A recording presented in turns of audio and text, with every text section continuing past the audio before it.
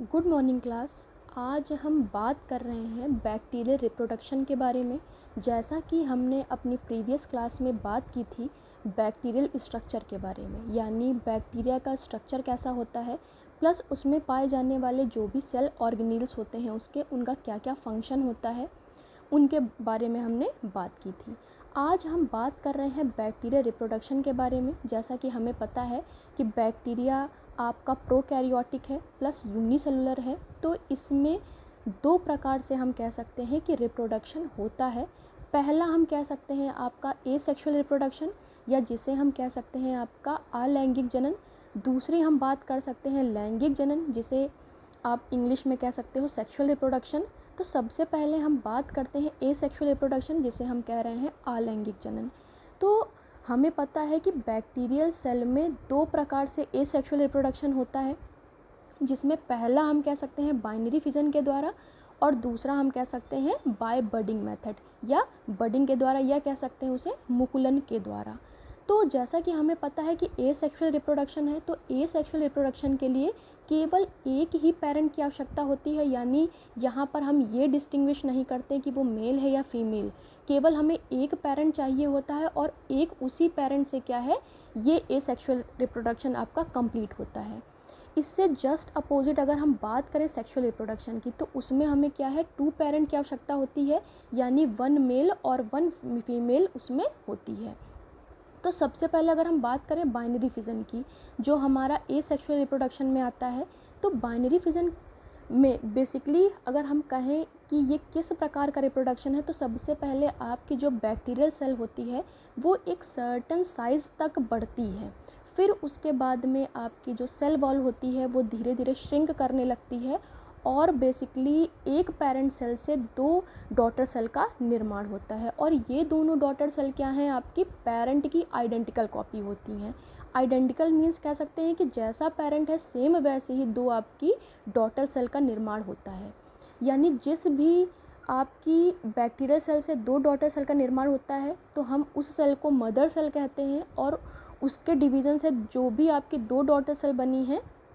उससे क्या है, आपका बाइनरी फिजन की जो भी रिप्रोडक्शन है वो कंप्लीट होता है। अगर बात करें हम बडिंग की, तो बडिंग की जैसे हमने क्लास में भी बात की है, बडिंग हमने अलग अलग उसमें देखी है। अगर हम फंजाई की बात करें, फंजाई में, या हम ईस्ट की बात करें, तो उसमें भी क्या है, बडिंग के द्वारा अलैंगिक जनन होता है। तो इसमें भी क्या है कि आपकी मदर सेल से साथ में ही एक क्या है, बड ग्रो करती है। और यहाँ पर मदर क्या है, मदर एज इट इज़ रहती है, उसमें किसी भी प्रकार का कोई ग्रोथ नहीं होती है, केवल बड क्या है, एक सर्टेन साइज़ तक बढ़ती रहती है, और उसके बाद में वो मदर सेल से डिटैच हो जाती है और एक कम्प्लीटली कह सकते हैं खुद से अपना नया जीवन शुरू करती है, एक इंडिविजुअल की तरह। यहाँ पर हम एक बात कह सकते हैं कि आपका बडिंग में और बाइनरी फिजन में केवल एक डिफरेंस है। बाइनरी फिजन में जैसे हमने बात की कि उसमें क्या है, एक पेरेंट सेल से दो डॉटर सेल बनती हैं और दोनों डॉटर सेल आपकी पेरेंट की आइडेंटिकल कॉपी होती हैं। लेकिन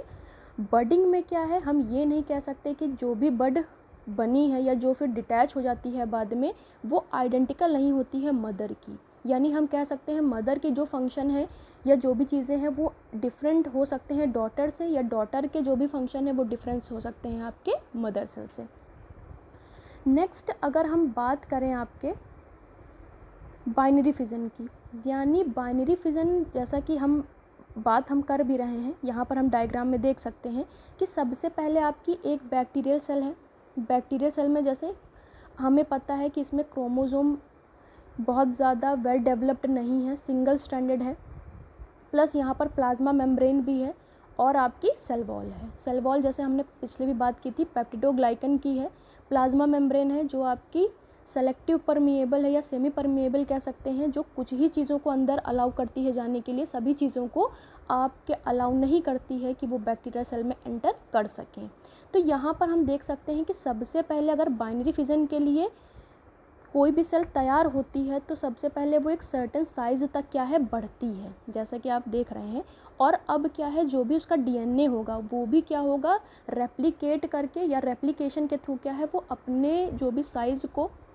या अपने अमाउंट को क्या है, जस्ट डबल कर लेता है। क्योंकि रेप्लिकेशन प्रोसेस ही क्या है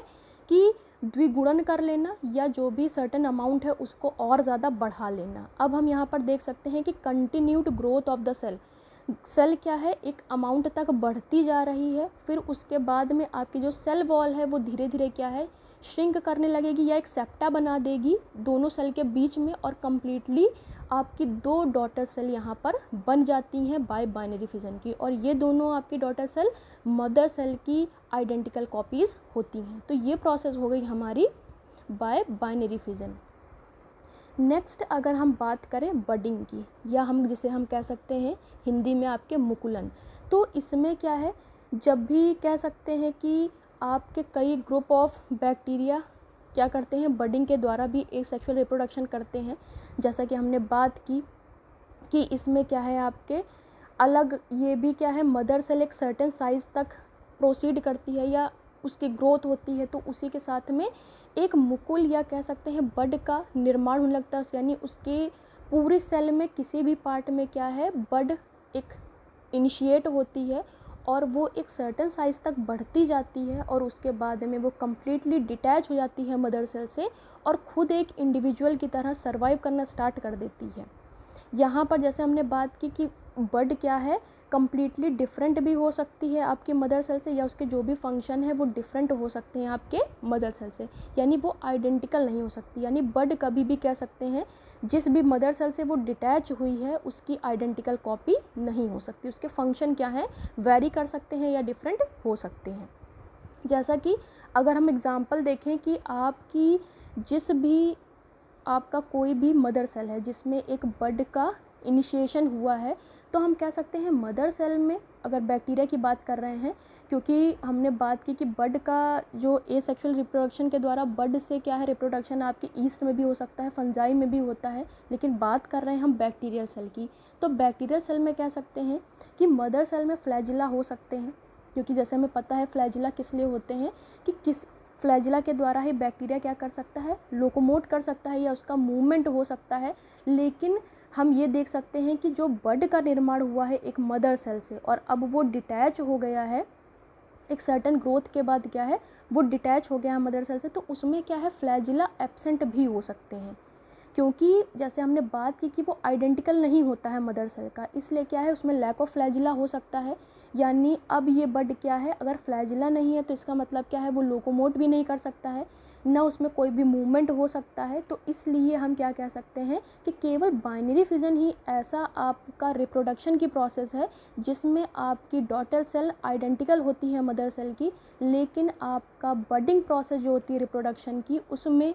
आपकी डॉटर सेल मदर सेल की आइडेंटिकल कॉपी नहीं होती है। यानी कुछ चीज़ें क्या है उसमें एब्सेंट हो सकती हैं आपकी बड में भी।